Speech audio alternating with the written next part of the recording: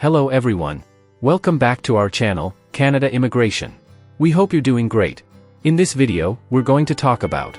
If you are interested in this topic, please pay attention and watch the video through to the end to get all the information. Please hit like and subscribe, and don't forget to push the notification bell for an upcoming video. Spring break sees fewer crossings at Peace Arch border. As the first week of spring break unfolds in British Columbia, the usually bustling Peace Arch border crossing paints a different picture this year. Typically, spring break brings long lineups of Canadians traveling to the United States for vacations and shopping. However, this year, border traffic has plummeted to levels not seen since the COVID-19 pandemic.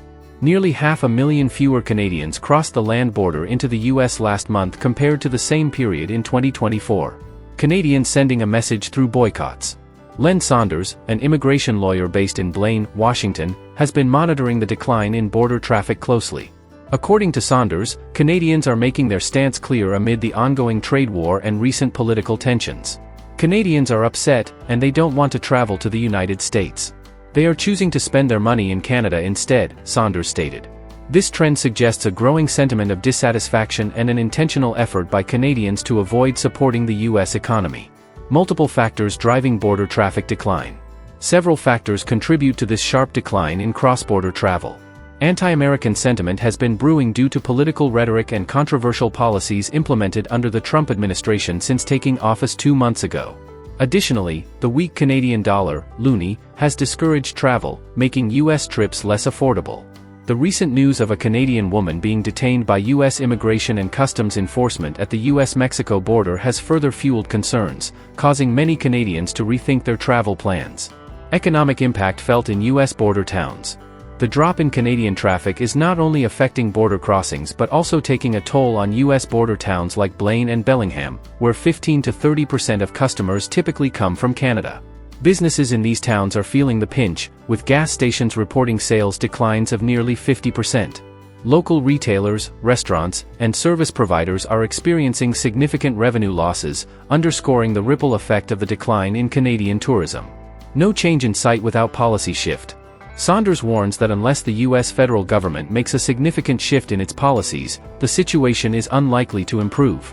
We think unless there's a change in the federal government with regards to what's happened since the Trump administration took over 2 months ago, nothing's going to change, he emphasized. For now, the trend of Canadians staying home and avoiding U.S. travel appears to be continuing, with no immediate signs of reversal. Cross-border trips to the U.S. reach COVID lows with nearly 500,000 fewer travelers in February. Nearly 500,000 fewer travelers crossed the land border from Canada into the U.S. in February compared to the same month last year, according to data from U.S. Customs and Border Protection, the latest sign that President Donald Trump's taunts and tariffs have shaken bilateral relations.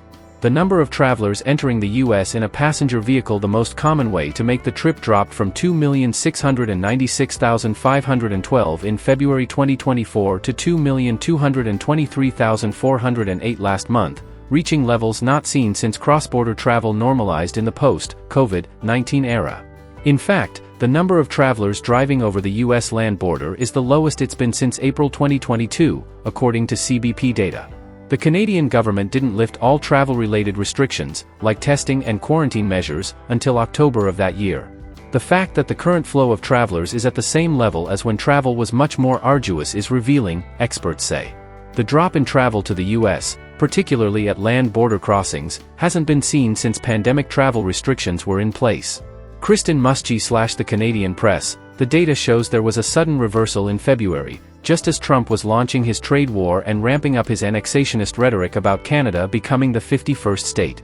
The number of cross-border travelers headed for the U.S. in October, November, December, and January were all well above the numbers reported for the same month the year prior, but in February there was a clear break in the upward trend. Len Saunders is an immigration lawyer in Blaine, Washington, a town of about 6,000 people right on the border with BC. He said the decline in Canadian day trippers is evident at every turn in a town that caters to cross-border travelers. This is like COVID all over again, with the rhetoric coming from Trump. People just don't want to come down here. If you're not buying American liquor in BC, you're definitely not coming here to save $20 on gas. There's just a huge reduction in Canadians. You can see it in the Costco parking lot, at Trader Joe's. Canadians are voting with their wallets right now. That's what's happening, he said. Saunders said the 51st state taunts, the tariff threats and the reports of Canadians being detained by U.S. Immigration and Customs Enforcement are all driving people away. We're only 2 months into a 4-year administration. If they keep this up, there will be no Canadians coming down here. There will be a 100% boycott of this country, he said. Barbara Barrett is the executive director of the Frontier Duty-Free Association, a group that represents 32 independently owned duty-free shops that dot the Canadian side of the land border from coast to coast. She said the travel decline is catastrophic, and the mostly family-run stores she represents are seeing sales drop off dramatically. She said sales never really recovered after the pandemic and now, with the recent disruptions, are down about 80% compared to pre-2020 figures. Without hyperbole, it's a dire situation. It's very worrying, it's pandemic-level stuff for sure. It's dramatic. The borders are just not seeing the traffic. The poor Canada-U.S. exchange rate, which is partly driven by Trump's trade policies, has made jaunts over the border less attractive for many Canadian tourists and bargain-hunting shoppers. But Barrett said cross-border traffic declines are not because of the bad exchange rate. She thinks it's driven by the anti-tariff sentiment that's led many Canadians to drop travel to the U.S. while the country is in this fight with Trump. We've seen the dollar fluctuate up and down before, and we haven't seen this sort of dramatic decline, she said. If it was all about the dollar, we'd have a flood of Americans coming over, and we're not seeing that. Beyond passenger vehicles, there are other signs of a travel drop-off in the CBP data. The number of truck drivers making the cross-border trip fell from 493,000 in February 2024 to 473,000 this year. There are relatively few pedestrians crossing the border by foot in the dead of winter, but those figures were also lower. CBP reported the number of walkers fell from roughly 117,000 in February 2024 to 99,000 last month. The number of passengers traveling by air to the U.S. held steady and increased slightly compared to the same month last year. 50,000 more people made the trip, but even air travel hit a multi-month low. Air travel is usually booked weeks or months in advance and is generally harder to cancel than a day trip by land. Some airlines have also since reported a slump in U.S. bookings. Statistics Canada data backs up what the CBP is reporting. In February, the number of Canadian residents returning from the U.S. by automobile dropped 23% compared to the same month in 2024, according to the agency. There were about 1.2 million return trips last month compared to 1.5 million the year before.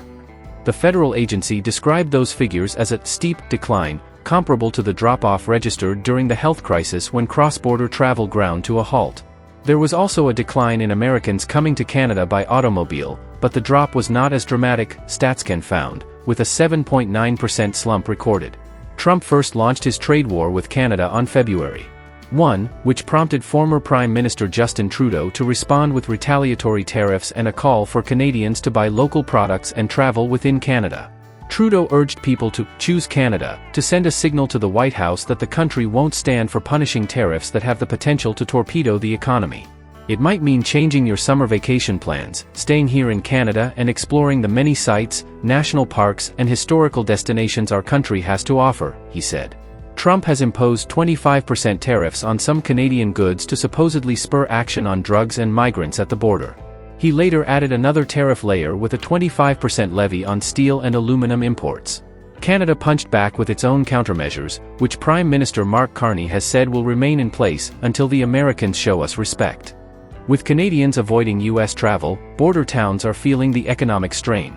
Unless U.S. policies shift, this trend is likely to continue, widening the gap between the two nations. That is all for today, in this video. What are your thoughts on this?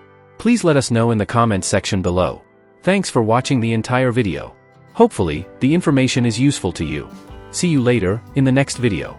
Till then, take care.